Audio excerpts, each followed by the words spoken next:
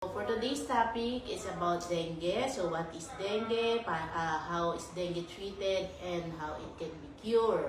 Yan. So, pag pinag-usapan mo natin dengue, isang karaniwang karamdaman na nakikita natin sa panahon ng tag-ulan or yung panahon na may malakanakang pagtag-ulan pa rin. Ano po? Ito po ay isang uri ng karamdaman na nagmumula sa kagat ng isang mosquito. Yes. No? Yung mosquito na kung tawagin natin ay Aedes aegypti. Yes. Ayan. Mosquito-borne disease. So, ibig sabihin po, ang kailangan natin iwasan ay yung kagat ng damo. Hindi po ito nakakahawa, ba? At alam niyo po na hindi lang po isang uri itong dengue. May 4 na klase po ito. At kaya po, may mga pagkakataon, nagkaroon ka na ng dengue, nauulit pa rin.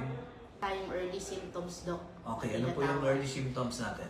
Siyempre, high-grade fever. Opo. Diba, ang normal natin is 37, dapat at ang may dengue is nasa 40 pataas na. Habang nakikita, Severe Nurse and Judy. Yes, at hindi ng lagnat nyo, sasakit talaga ulo nyo. No? So, to the point na pwede pa kayong magsukat pa natin na danger signs, o yung dangerous warning signs na sinasabi mo nga, delikado na.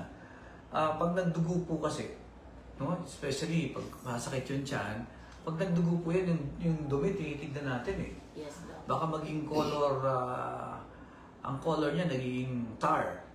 Ibig sabihin, black tarry stools. Kung mga iniiwasang pagkain na yung mga dark colored foods, Yes. pinapaiwas natin kasi baka maging false positive eh. Yes. Early detection, no? 4 na oras pinapatest namin yung CBC with platelet count.